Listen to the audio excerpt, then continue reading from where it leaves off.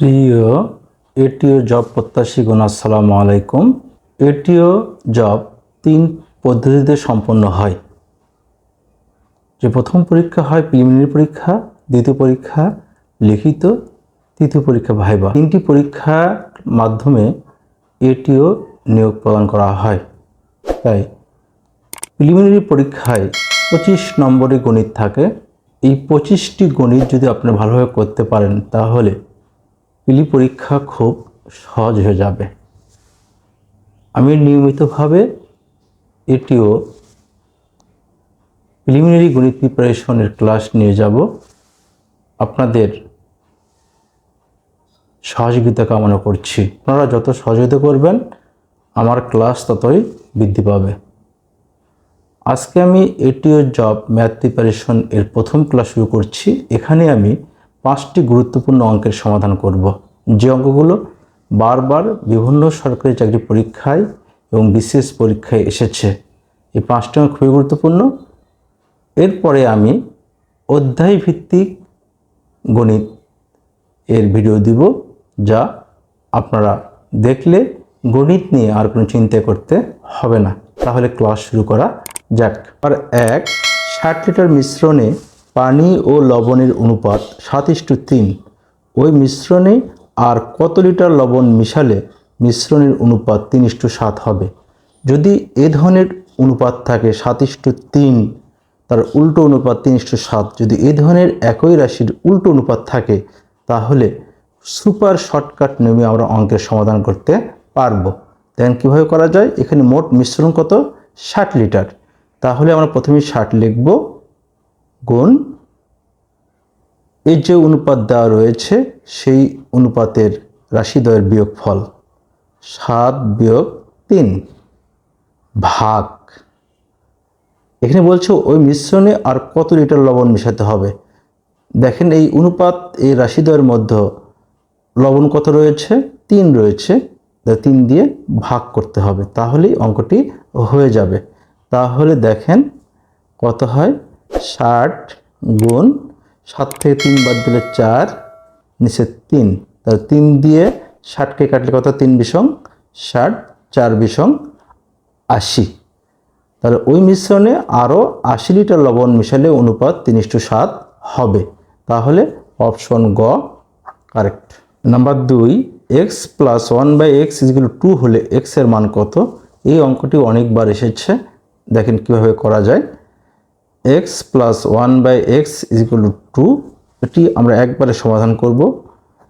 x তে লসাগু করলে কত হয়? x² + 1 = 2। তাহলে দেখেন এখানে একবার লিখবো আমি, x² + 1 = কত? 2 দিয়ে x কে গুণ করলে 2x, বা তাহলে x² - 2x + 1 = 0। অতএব x - 1 whole square, a square - 2ab + b square, a - b whole square = 0। তাহলে যদি বর্গমূল করি তাহলে কত হয়? x - 1 = 0, অতএব x = 1। তাহলে x এর মান কত হবে? 1 হবে। অপশন ক কারেক্ট। নাম্বার 3, 3, 7, 4, 14, 5, 21, 6 ধারার অষ্টম পদ কত হবে? দেখেন এখানে ধারা কি দেওয়া রয়েছে? 3, 7, 4, 14, 5, 21, 6। এখানে কি প্রথম, দ্বিতীয়, তৃতীয়, চতুর্থ, পঞ্চম, ষষ্ঠ, সপ্তম, অষ্টম পদ, এই পদটি বের করতে হবে। অষ্টম পদটা আমাদের বের করতে হবে। তাহলে দেখেন, তাহলে অষ্টম পদ দেখেন 7-এর মানে পরপর গুণিত, 7-এর পর দেখেন 7-এর পরে কি? 7 × 14, 2 দিয়ে গুণ করলে 14 হয়। আবার 7কে যদি আমি 3 দিয়ে গুণ করি, 3 × 7 কত হয়? 21 হয়। আমি যদি 4 দিয়ে গুণ করি, দেখেন 7কে 4 দিয়ে গুণ করলে কত হয়? 4 × 7 = 28 হয়। সুতরাং অষ্টম পদ হবে 28। অপশন গ কারেক্ট। নাম্বার 4, যদি কোনো বর্গক্ষেত্রের প্রত্যেক বাহুর পরিমাণ 10% বৃদ্ধি পায় তবে তার ক্ষেত্রফল কত বৃদ্ধি পাবে? দেখেন এই ধরনের একটি অঙ্ক বারবার পরীক্ষায় চলে আসে। বর্গক্ষেত্র, আয়তক্ষেত্র, রম্বস বিভিন্ন অবস্থা দেওয়া থাকে। যদি এই ধরনের অঙ্ক যদি বৃদ্ধি পায়, হ্রাস পায় যদি থাকে, তো সূত্র হবে সুপার শর্টকাট নিয়ম, a + b, ab বাই হলো 100।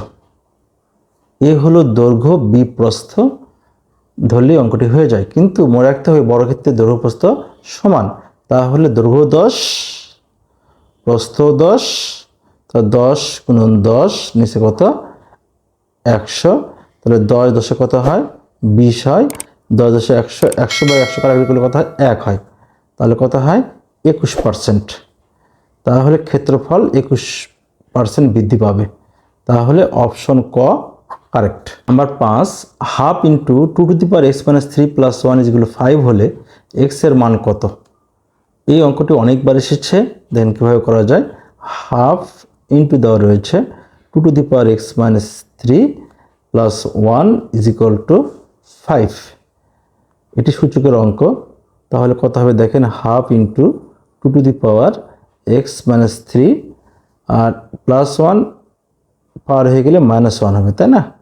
তাহলে কত হবে হাফ ইন্টু 2^(x-3 = 4 বা 2^(x-3 হাফ যে পার হয়ে যে কেউ গুণ হবে 2 গুণ হবে, তাহলে 4 গুণন 2। তাহলে বা 2^(x-3 এখানে 4 দোকানে 8 হয়। আমরা জানি 2³ মানে কত হয় 8 হয়। তাহলে when base are equal power must be equal। মোট কথা যদি ভিত্তি সমান হয় তাহলে ঘাত অবশ্যই সমান হবে। সেক্ষেত্রে কত হবে x-3 = 3 বা x = 3 + 3 অথবা x = কত 6। সুতরাং x এর মান হবে 6। অপশন ঘ কারেক্ট। এই 5টি অঙ্ক খুবই গুরুত্বপূর্ণ অঙ্ক। এই 5টি অঙ্ক ভালো করে দেখবেন।